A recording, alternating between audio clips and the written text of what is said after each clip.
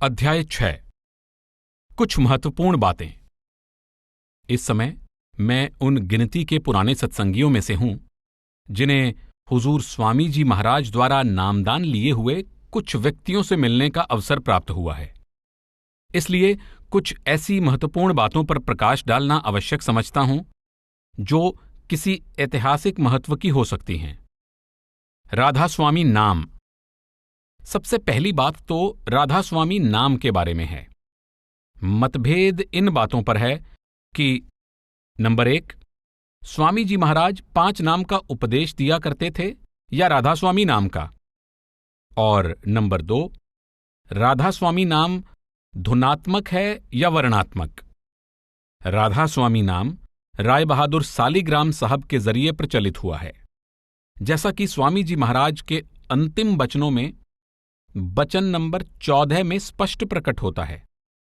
मेरा मत तो सतनाम और अनामी का था और राधा स्वामी मत सालीग्राम का चलाया हुआ है, इसको भी चलने देना।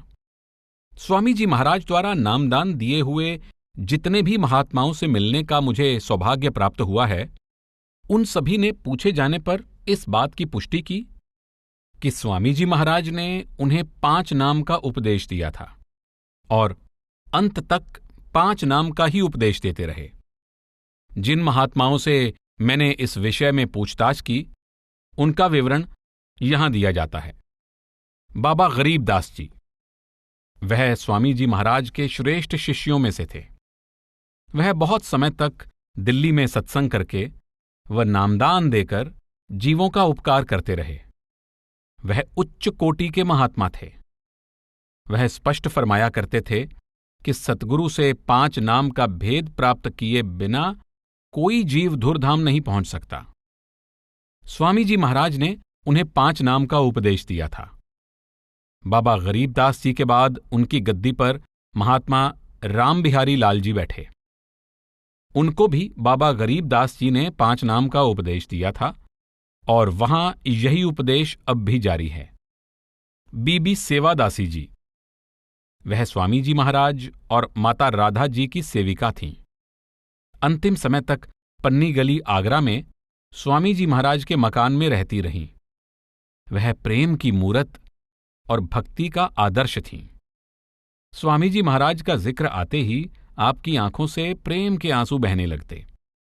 सार बचन में स्वामी जी महाराज ने आरती इन शब्दों से शुरू की है। यह आरत दासी रची प्रेम सिंध की धार, धारा उमंगी प्रेम की जाका वार न पार। फरवरी 1912 में जब मैं पहली बार सतगुरु दीनदयाल हुजूर महाराज सावन सिंह जी के साथ आगरा गया तो इनसे मिलने का अवसर प्राप्त हुआ। जब वह हुजूर महाराज जी से मिलने आईं तो हुजूर के चरणों में गिर पड़ीं। आंखों से आंसू बहने लगे। चरण छोड़ती ही नहीं थीं। हुजूर महाराज जी को हमेशा स्वामी जी कहतीं और उन्हें स्वामी जी का रूप ही समझतीं। स्वामी जी महाराज के चमत्कार तथा उनके समय के वृत्तांत सुनने मैं कई बार उनके पास जाता रहता था। तब हम स्वामी बाग में उस मकान में ठहरे थे जो बाबा जैमल सिंह जी के समय में हुजूर बड़े महाराज जी ने ब्यास की संगत के निवास के लिए बनवाया था। बीबी सेवादासी भी हुजूर बड़े महाराज जी के दर्शन के लिए आ जाती थी। उनसे एक दिन हम लोगों ने यह प्रश्न किया कि आपको स्वामी जी महाराज ने 5 नाम का सिमरन दिया था या राधा स्वामी नाम का? बीबी सेवादासी ने उत्तर दिया, हमें तो हुजूर स्वामी जी महाराज ने वही 5 नाम का सिमरन दिया था जो आपको मिला है। स्वामी जी महाराज आखिर तक 5 नाम का उपदेश देते रहे हैं। जब से यह राधा स्वामी का बोल चला है, हम सब लोग आपस में मिलते समय एक दूसरे को राधा स्वामी कहकर प्रणाम करते हैं। लेकिन उपदेश तो हुजूर स्वामी जी महाराज का हमेशा 5 नाम का ही रहा है, जो सभी संतों का एक ही रहा है और रहेगा। पोस्ट मास्टर साहब। तीसरे सज्जन यूपी के रहने वाले एक रिटायर्ड पोस्ट मास्टर साहब थे। नाम तो अब उनका याद नहीं, क्योंकि हम उन्हें पोस्ट मास्टर साहब कहकर ही पुकारते थे। बड़े वृद्ध और दुबले पतले, किंतु स्वस्थ व्यक्ति थे। उन्हें स्वामी जी महाराज से नाम मिला था। जब डेरे आए, उनकी आयु 90 वर्ष से ऊपर थी। कुछ झुककर चलते थे, लेकिन बड़े साहसी और मेहनती व्यक्ति थे। अंतिम दिनों तक अपना सारा कामकाज खुद अपने हाथों से करते थे। हर रोज बिना नागा सत्संग सुनते। सुनाई कुछ कम देता था, इसलिए हुजूर बड़े महाराज जी के तख्त के बिल्कुल पास बैठते। करीब 15 वर्ष तक डेरे में रहे और 109 वर्ष की उम्र में सन 1932 में यहीं शरीर छोड़ा। वह बड़े अच्छे स्वभाव के नेक पुरुष थे। प्रेम व सच्चाई की मूरत थे। उनका स्वभाव हंसमुख था। वृद्धावस्था में भी उत्साही और जिंदा दिल थे। संगत उनका बहुत आदर करती थी।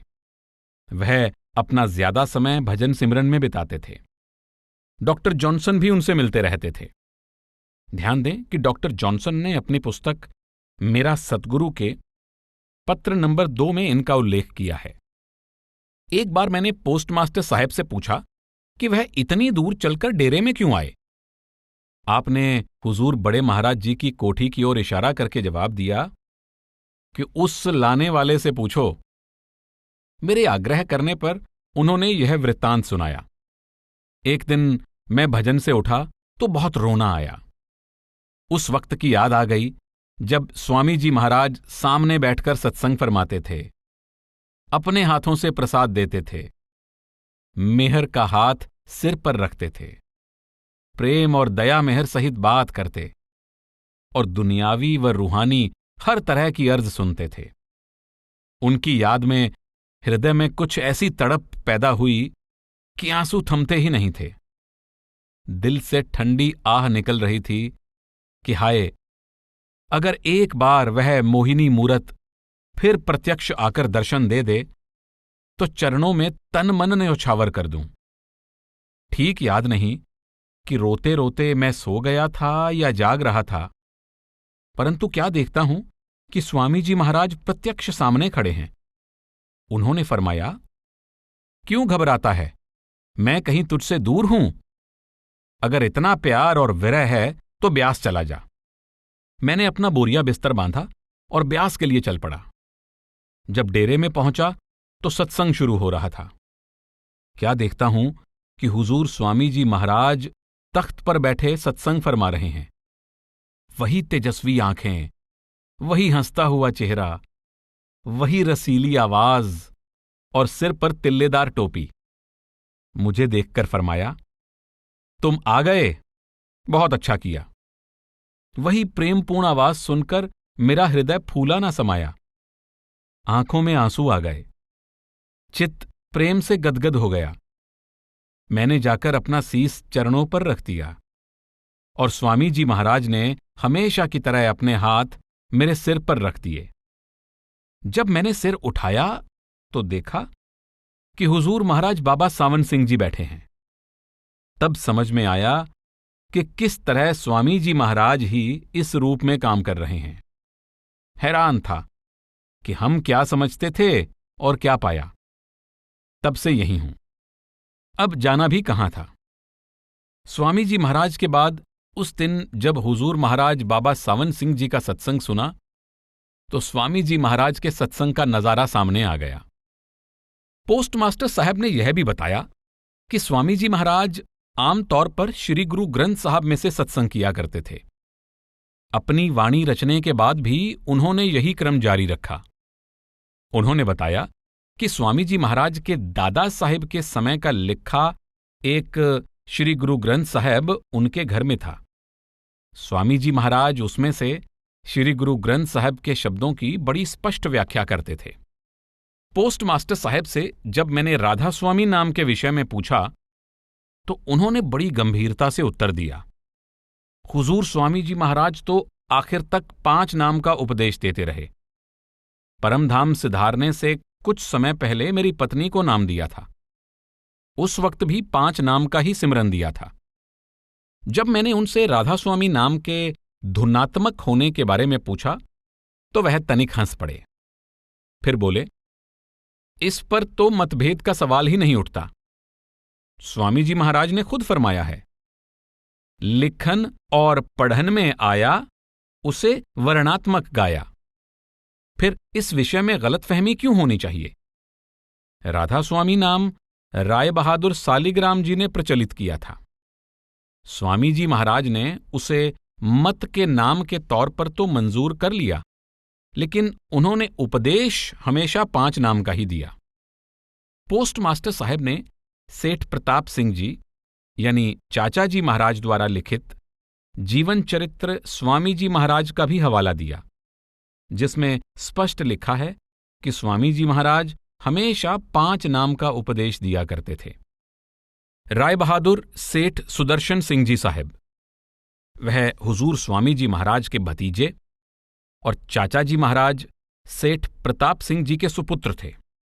आप हुजूर महाराज सावन सिंह जी को बहुत प्यार करते थे और उनके प्रति आपकी बड़ी श्रद्धा थी।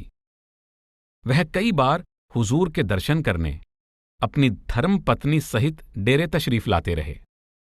उन्होंने जो प्रेम और भावनापूर्ण पत्र हुजूर महाराज जी को लिखे, वे परमार्थी पत्र भाग 1 में छप चुके हैं। एक बार उन्होंने डेरे में कोठी बनवाकर हमेशा के लिए यहां आकर हुजूर महाराज जी के पास रहने का विचार प्रकट किया था। हुजूर महाराज जी भी आपको बहुत प्यार करते थे। ध्यान दें कि आगरा के वातावरण से परेशान होकर सेठ सुदर्शन सिंह साहब डेरे आकर रहना चाहते थे, परंतु उन दिनों उनके लायक कोठी बनवाने में 1.5-2 साल लग सकते थे। जब सेठ साहब से यह बात अर्ज की गई तो उन्होंने हुजूर महाराज सावन सिंह जी को अपने 4 दिसंबर 1933 के पत्र में लिखा, जमीन की बाबत जो मैंने अर्ज किया था, अब गौर करने से मेरी दरख्वास्त फजूल मालूम होती है, क्योंकि कोठी 1.5-2 साल में तैयार हो पाएगी। जैसे 2 साल काटूंगा वैसे 2-3 और सही। इस वास्ते उस मामले में आप अब तकलीफ ना फरमावें। माताजी कहती हैं कि अगर तकलीफ काबिले बर्दाश्त ना होगी तो हम भी हुजूर के चरणों में डेरे में आ जावेंगे, वहां मकान बनवा लेंगे, आपकी शरण इख्तियार कर लेवेंगे। एक बार बख्शी चानन शाह और मैंने आपसे भी इस बारे में पूछा। वह बड़े गंभीर तथा बुद्धिमान बुजुर्ग थे। पहले तो उन्होंने यह कहकर टालने की कोशिश की कि आप बड़े भागों वाले जीव हो, आपको ऐसे महान संत सतगुरु मिल गए हैं। जो नाम सतगुरु ने आपको बख्शा है वही सब कुछ है, उसकी खूब कमाई करो और अपना जन्म सफल कर लो। बख्शी चानन शाह के आग्रह करने पर उन्होंने फरमाया, इस उधेड़-बुन में ना पड़ो। गुरु जो अपना कमाया हुआ नाम दें, वही शिष्य को पार उतारने में समर्थ होता है। लेकिन बख्शी चानन शाह कब मानने वाले थे? सीधा सवाल किया, हुजूर, आप स्वामी जी महाराज के भतीजे हैं, एक महान हस्ती हैं। कृपया यह बताएं कि आपको स्वामी जी महाराज ने 5 नाम का उपदेश दिया था या राधा स्वामी का? और क्या स्वामी जी महाराज राधा स्वामी नाम को धुनात्मक ख्याल करते थे? हमारी अर्ज तो यही है कि अगर हम गलत रास्ते पर हों तो हुजूर रास्ते पर लगाएं। इस पर सेठ साहब ने फरमाया, नहीं, आप गलत रास्ते पर बिल्कुल नहीं हैं। उपदेश तो हम लोगों को भी हुजूर स्वामी जी महाराज ने 5 नाम का ही दिया था और आखिर तक 5 नाम का ही सिमरन बख्शते रहे। लेकिन जब स्वामी जी महाराज ने राधा स्वामी नाम को कुल मालिक अनामी का नाम मान लिया तो हमें भी उसे मालिक का नाम मानने में आपत्ति नहीं होनी चाहिए। बख्शी जी ने फिर अर्ज की, हुजूर, सार बचन में स्वामी जी महाराज ने जहां रास्ते के भेद और अभ्यास के तरीके का वर्णन किया है, वहां साफ फरमाया है 5 नाम का सिमरन करो। सेठ साहब ने फरमाया, यह दुरुस्त है, सिमरन 5 नाम का ही करना चाहिए और स्वामी जी महाराज की यही हिदायत है। हुजूर महाराज राय बहादुर सालीग्राम साहब ने स्वामी जी महाराज को जब राधा स्वामी कहना शुरू किया तो धीरे धीरे यह नाम प्रचलित हो गया। स्वामी जी महाराज ने भी इसे अपना लिया। आम लोगों ने भी इस मार्ग को राधा स्वामी मत कहना शुरू कर दिया। तो स्वामी जी महाराज ने इसकी व्याख्या सारबचन में इस प्रकार की। राधा आदि सूरत का नाम, स्वामी आदि शब्द निज धाम। सूरत शब्द और राधा स्वामी दोनों नाम एक कर जानी। जब स्वामी जी महाराज ने इस नाम को अपना लिया तो हमें भी इससे प्यार है। यह भी मालिक के बाकी नामों की तरह एक नाम है। महात्माओं ने मालिक के हजारों नाम रखे हैं। हुजूर स्वामी जी महाराज ने अगर एक और नाम रख दिया तो उसमें एतराज की क्या बात है? बख्शी चानन शाह ने अर्ज की, नहीं हुजूर, हमें कोई एतराज नहीं है। जब स्वामी जी महाराज ने उसे मंजूर कर लिया तो हम भी उसे प्यार करते हैं। लेकिन जब उसे धुनात्मक नाम कहा जाता है तो हमें यह कथन स्वामी जी महाराज के स्पष्ट उपदेश से भिन्न लगता है। सारबचन में स्वामी जी महाराज ने वर्णात्मक और धुनात्मक नामों का भेद बताते हुए स्पष्ट फरमाया है, लिखन और पढ़न में आया उसे वर्णात्मक गाया। जब राधा स्वामी नाम बोलने, लिखने और पढ़ने में आता है तो यह धुनात्मक नाम कैसे हो सकता है?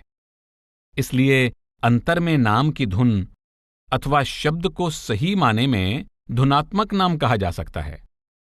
सेठ साहब ने फरमाया, यह ठीक है, इससे किसको इनकार हो सकता है?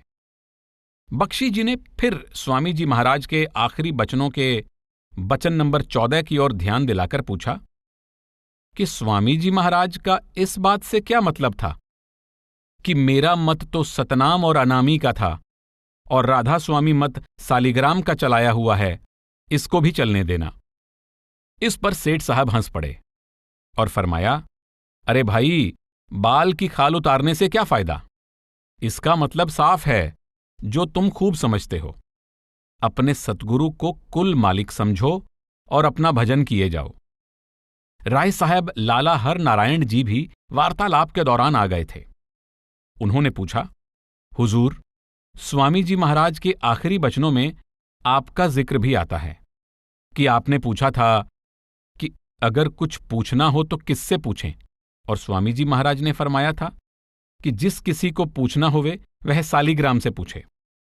सेठ साहब ने फरमाया, हां, यह हिदायत मुझे फरमाई गई थी।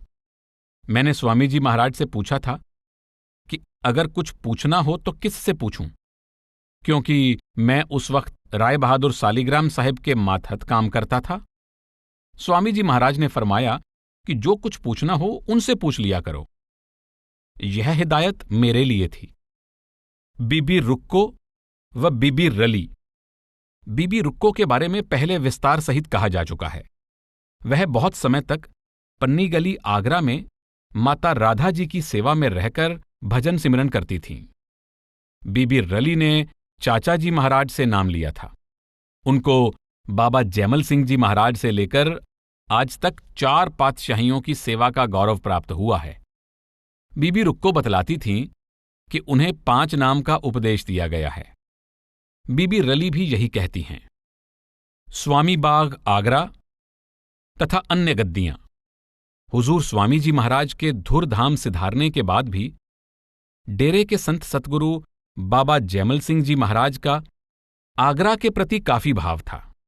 माता राधा जी तथा सेठ प्रताप सिंह जी साहब यानी चाचा जी महाराज तथा स्वामी जी महाराज के वंश के सभी सदस्यों का बाबा जी के प्रति बहुत आदर और प्यार था। बाबा जी महाराज भी लगभग सभी भंडारों पर अपने प्रमुख सत्संगियों के साथ आगरा तशरीफ ले जाते थे, जिनमें महाराज सावन सिंह जी मुख्य थे। स्वामी जी महाराज के ज्योति ज्योत समाने के कुछ समय बाद राय बहादुर सालिग्राम साहब ने पीपल मंडी आगरा में सत्संग और नामदान शुरू किया। उनके बाद प्रेम निवास पीपल मंडी में लाला अयोध्या प्रसाद साहब, सुपुत्र हुजूर राय बहादुर सालिग्राम साहब ने सत्संग तथा नाम देना आरंभ किया। संगत में कुछ लोगों ने उन्हें गुरु के रूप में स्वीकार किया, किंतु अधिकांश लोगों ने पंडित ब्रह्मशंकर मिश्र साहब को राय बहादुर सालिग्राम जी का सही जानशीन माना। पंडित ब्रह्मशंकर साहब के बाद बाबू माधो प्रसाद साहब ने प्रकट किया कि संत धार उनमें आई है तथा उन्होंने स्वामी बाग आगरा में नामदान शुरू किया। परंतु सत्संगियों के एक भाग ने इस बात को स्वीकार नहीं किया और बाबू कामता प्रसाद साहिब यानी सरकार साहिब को गुरु के रूप में स्वीकार किया। उनके बाद सर आनंद स्वरूप साहिब यानी साहिब जी महाराज गद्दी नशीन हुए और उन्होंने दयाल बाग की स्थापना की। बाबा जैमल सिंह जी महाराज ने जब देखा कि आगरा तो स्वामी जी महाराज की शिक्षा और संतमत के उसूलों से दूर जा रहा है, वहां आपसी प्रेम, सेवा भाव तथा रूहानी अभ्यास की ओर झुकाव कम होता जा रहा है तथा सद्भावना के अभाव में मतभेद पैदा हो रहा है, तो उन्होंने इस सारे विवाद से अपने आप को तथा अपनी संगत को अलग रखना ही अच्छा समझा।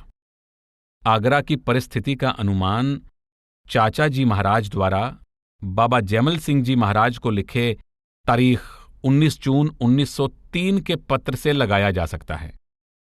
चाचा जी महाराज ने लिखा, मैं देखता हूं कि फिरकाबंदी और गिरोहबंदी होती जा रही है और राधा स्वामी सत्संग में एक होकर और मिलजुल कर सब सत्संगी नहीं बर्ताव करते। इस वास्ते मैं इलाहाबाद पंडित जी साहब यानी पंडित ब्रह्मशंकर मिश्र साहब के पास वास्ते मशवरा और सलाह करने के लिए आया हूं कि क्या इंतजाम किया जावे, और हमारा मशवरा से यह करार यानी निश्चय पाया है कि एक राधा स्वामी सत्संग सदर सभा कायम की जावे और उसके सभापति मुझको पंडित जी साहब जिद करके करार देते हैं। इस पत्र में 10 सदस्यों की सभा में चाचा जी महाराज ने बाबा जी महाराज को भी शामिल करना चाहा। पत्र में आगे उन्होंने लिखा है कि इस सभा के होने से उम्मीद है कि यह फिरकाबंदी जाती रहेगी और सब एक दूसरे से प्यार प्रीत से बिरादराना बर्ताव करेंगे। बाबा जी महाराज इस प्रकार की सभाओं के पक्ष में ना थे। उन्होंने चाचा जी को जवाब दिया कि वह इस प्रकार की सभा में बतौर सदस्य शामिल होने में असमर्थ हैं तथा न ही यह चाहते हैं कि बाबू सावन सिंह जी इसमें शामिल हों। रहा इस सभा के सदस्यों के नामों के अनुमोदन का प्रश्न, उसके लिए बाबा जी महाराज ने यह शर्त रखी कि सभी स्थानों में उपदेश वही होना चाहिए जो स्वामी जी महाराज का था, उसमें किसी प्रकार का परिवर्तन न करने दिया जाए। चाचा जी महाराज बाबा जी महाराज का दृष्टिकोण जानते थे। उन्होंने लिखा कि तुम्हारी प्रीति व प्रतीति देखकर बहुत खुशी हुई। हालांकि आगरा से चाचा जी महाराज के बाद विवाद और बढ़ गए तथा मुकद्दमेबाजी की नौबत आ गई। फिर भी हुजूर महाराज सावन सिंह जी ने बाबा जी महाराज की तरह सबके प्रति प्रेम और सद्भाव बनाए रखा। चाचा जी महाराज के चोला छोड़ने के बाद हुजूर महाराज सावन सिंह जी उसी प्रेम के साथ सेठ सुदर्शन सिंह जी से मिलते रहे। हुजूर कई बार आगरा तशरीफ ले जाते रहे तथा सेठ साहब भी जब तक उनका स्वास्थ्य ठीक रहा डेरे आते रहे। सेठ साहब का भी महाराज सावन सिंह जी के प्रति बड़ा गहरा प्यार था। वह हुजूर को बड़े प्रेमपूर्ण पत्र लिखते थे। एक बार उन्होंने हुजूर को लिखा, मखदूमों यानी मालिक, मुकर्रमों यानी पूजनीय, मुअज्जम यानी महान बंदा श्री हुजूर सरदार साहेब दामे जिलक्कुल यानी मालिक के रूप, माथा टेक कर दस्तबस्ता यानी हाथ जोड़कर राधा स्वामी, हुजूर के पवित्र चरण कवलों में बसद यानी 100, इज्जो नियाज व इंकिसार यानी सादर सविनय व दीनता, निहायत अधीनगी व दीनता से राधा स्वामी कबूल हो। इफ्तिखारनामा आली पहुंचा यानी कृपा पात्र, मुमताज यानी बड़ी कृपा से फरमाया। आपसे ज्यादा इस गुलाम को हुजूर के दर्शनों की चाह अज़्द है यानी बहुत अधिक है। अगर बंदा सफर लायक होता तो खुद हाजिर होता, मगर अफसोस कमजोरी निहायत है, इसके बाइस से हाजिरी से मजबूर व लाचार है। आप दयालु हैं, दया फरमाकर दर्शन दीजिए और बंदा को कृतार्थ कीजिएगा। सेठ सुदर्शन साहिब से हुजूर महाराज सावन सिंह जी की भेंट का दृश्य एक निराला नजारा होता था जिसे देखने का मुझे भी सौभाग्य प्राप्त हुआ है। हुजूर आगे झुककर सेठ साहब के चरणों में माथा टेकने बढ़ते और सेठ साहब हुजूर के चरणों में।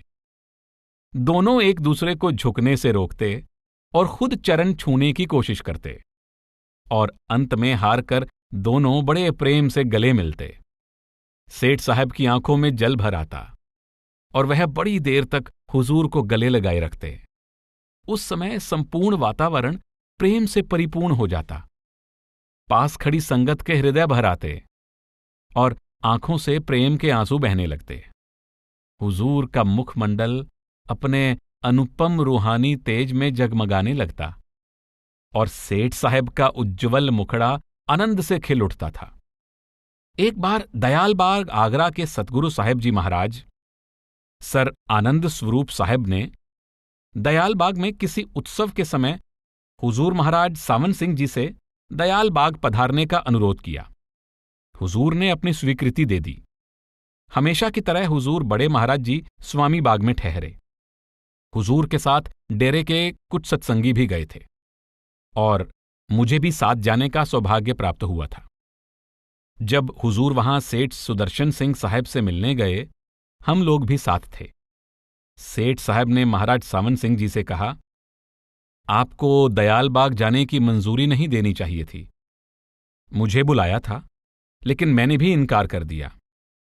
आप जानते हैं कि वे लोग हमारे खिलाफ हैं। आपका वहां जाना मुनासिब नहीं। इस पर सतगुरु दीनदयाल महाराज सावन सिंह जी तनिक मुस्कुराए, कागज के एक रुक्के पर कुछ लिखा और वह कागज सेठ साहब के हाथ में थमा दिया।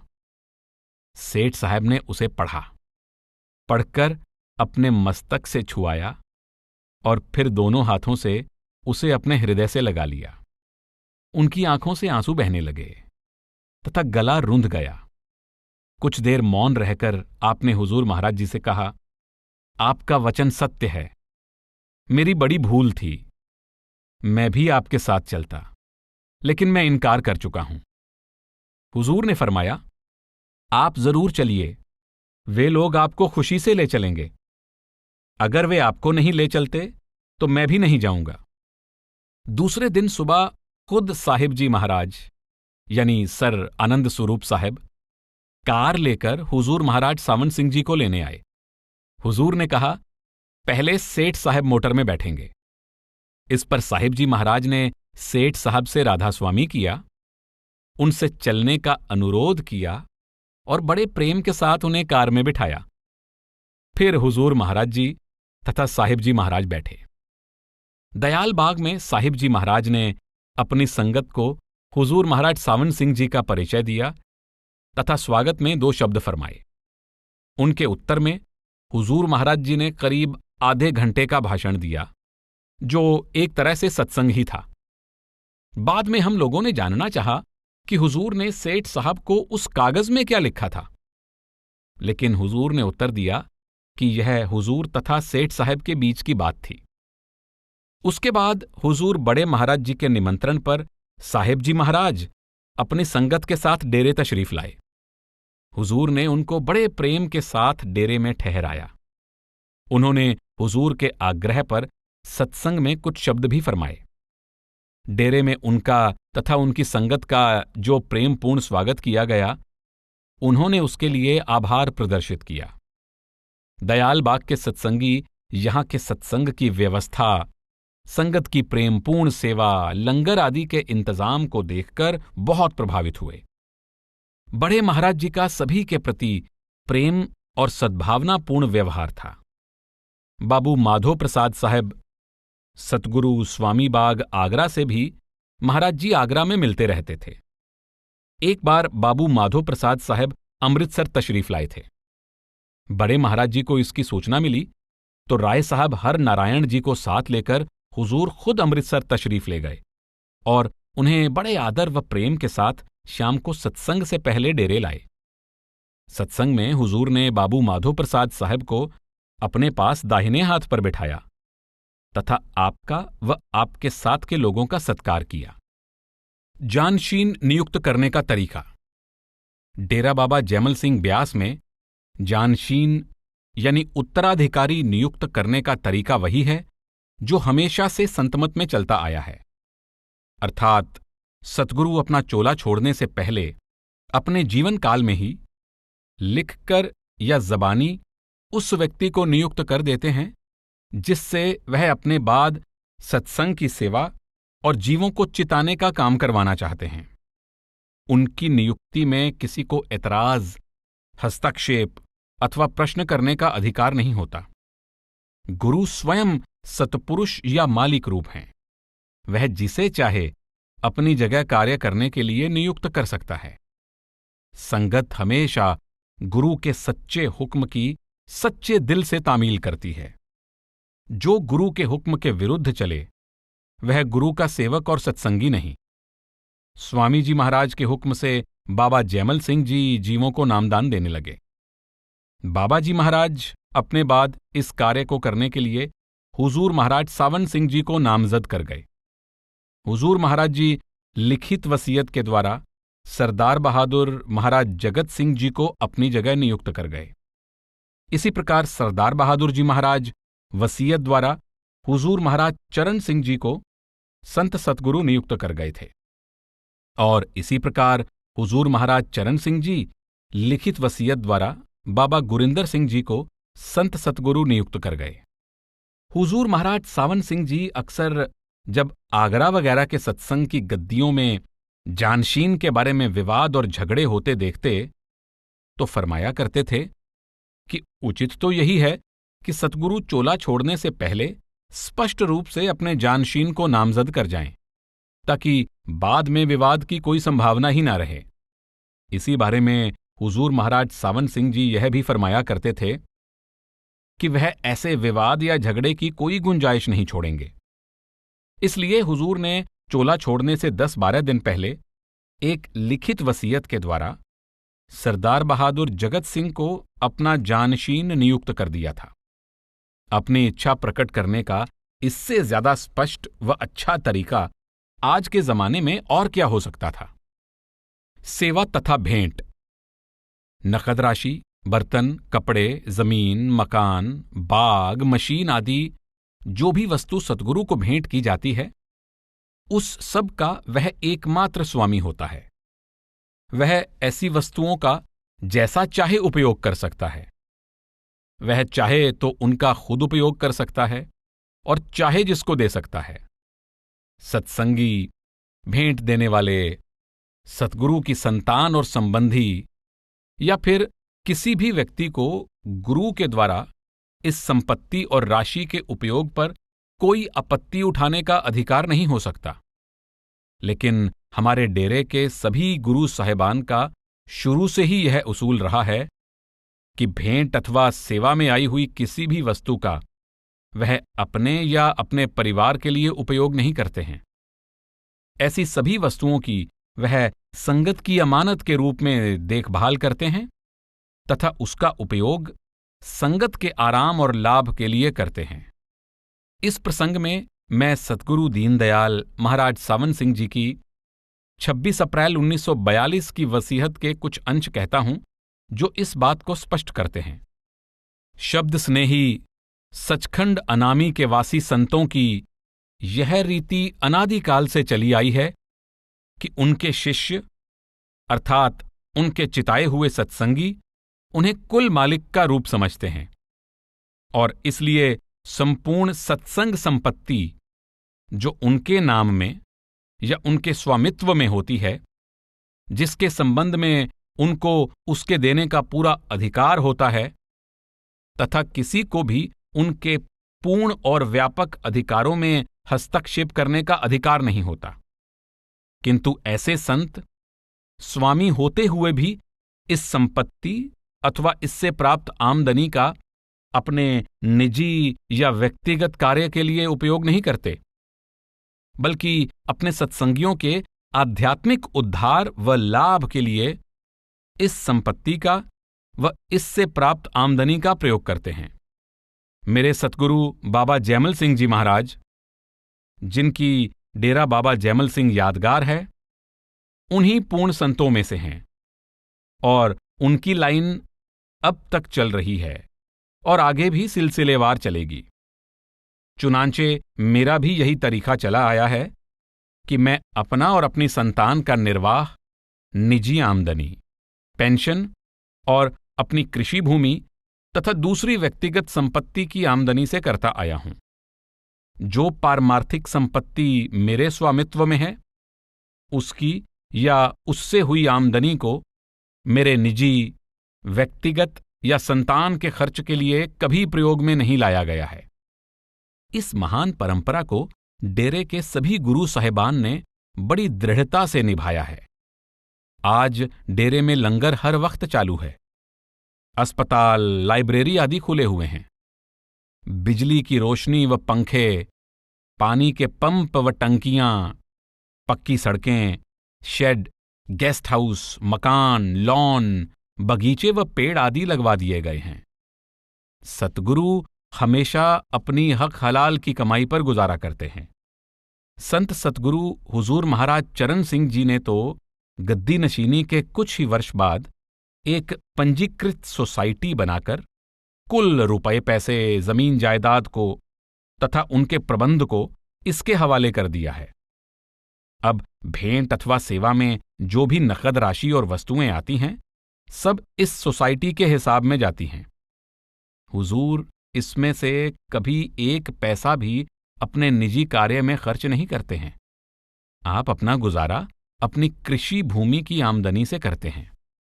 अध्याय 7 परिशिष्ट 1 स्वामी जी महाराज अर्थात सेठ शिवदयाल सिंह जी। पिता का नाम सेठ दिलवाली सिंह जी। माता का नाम महामाया जी। जन्म तारीख 25 अगस्त 1818। धर्मपत्नी का नाम नारायण देवी उर्फ राधा जी। संतान कोई नहीं। भाई सेठ प्रताप सिंह साहब, सेठ बिंद्राबन साहब। आम सत्संग शुरू किया बसंत पंचमी 1861 को। ज्योति ज्योत समाए 15 जून 1878 को। अपने बाद जानशीन नियुक्त किया राधा जी को आगरा के लिए, बाबा जैमल सिंह जी महाराज को पंजाब के लिए। राधा जी का देहांत 1 नवंबर 1894। 2 बाबा जैमल सिंह जी महाराज। बाबा जी का जन्म जुलाई 1839। जन्म स्थान गांव घुमान, तहसील बटाला, जिला गुरदासपुर। पिता का नाम सरदार जोध सिंह जी। माता का नाम माता दया कौर जी। स्वामी जी महाराज से नामदान की प्राप्ति 1856 में। पलटन में नौकरी शुरू की 1856 में सिख रेजिमेंट नंबर 24। पेंशन पाई 15 अगस्त 1889 में। डेरे की बुनियाद रखी 1891। नामदान बख्शा 2343 जीवों को। ज्योति ज्योत समाए 29 दिसंबर 1903 को। बाबा जी के भाई भाई दान सिंह जी, भाई जीवन सिंह जी। बहनें बीबी ताबो, बीबी राजो। विवाह नहीं किया, बाल ब्रह्मचारी रहे। अपने बाद जानशीन नियुक्त हुजूर महाराज सावन सिंह जी को। 3 हुजूर महाराज सावन सिंह जी।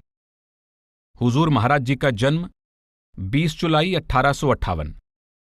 पिता का नाम सरदार काबल सिंह जी, सूबेदार मेजर। माता का नाम माता जीवनी जी। दादा का नाम सरदार शेर सिंह जी, 115 वर्ष तक जीवित रहे। धर्मपत्नी का नाम माता किशन कौर जी। बहन भाई कोई नहीं। Service military engineer Sikh regiment number 14 में 28 वर्ष तक। पेंशन पाई अप्रैल 1911 में। नामदान की प्राप्ति 15 अक्टूबर 1894। नामदान बख्शा 1,25,375 जीवों को। ज्योति ज्योत समाए 2 अप्रैल 1948, 90 वर्ष की आयु में। अपने बाद जानशीन नियुक्त किया सरदार बहादुर महाराज जगत सिंह जी को। 4. सरदार बहादुर महाराज जगत सिंह जी। सरदार बहादुर जी का जन्म 27 जुलाई 1884। जन्म स्थान गांव नुस्सी, जिला जालंधर। पिता का नाम सरदार भोला सिंह जी। माता का नाम माता नंद कौर जी। धर्मपत्नी का नाम माता सदा कौर जी। पुत्र Shri Jaswant Singh, superintending engineer. Service राजकीय कॉलेज लाहौर से 1909 में एमएससी पास करके उसी साल कृषि कॉलेज लायलपुर में सर्विस कर ली। नामदान की प्राप्ति 25 दिसंबर 1910 में। पेंशन पाई 1943 में। गद्दी पर विराजे 13 अप्रैल सन 1948। नामदान बख्शा 18,111 जीवों को। ज्योति ज्योत समाये 23 अक्टूबर 1951। अपने बाद जानशीन नियुक्त किया महाराज चरण सिंह जी को। 5. हुजूर महाराज चरण सिंह जी। हुजूर महाराज जी का जन्म 12 दिसंबर 1916। पिता का नाम सरदार हरबंस सिंह जी।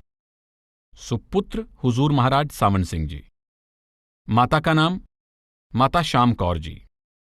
धर्मपत्नी का नाम श्रीमती हरजीत कौर जी। भाई कप्तान पुरुषोत्तम सिंह जी। नाम की प्राप्ति 30 जनवरी 1933।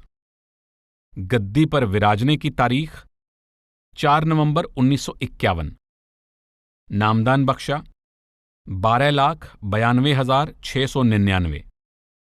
ज्योति ज्योत समाये 1 जून 1990। अपने बाद जानशीन नियुक्त किया बाबा गुरिंदर सिंह जी। तुम सलामत रहो 1000 वर्ष, हर बरस के हों दिन 50,000। राधा स्वामी सत्संग व्यास की पुस्तक धरती पर स्वर्ग का समापन। ऑडियो कॉपीराइट 2022, सर्वाधिकार सुरक्षित, राधा स्वामी सत्संग व्यास।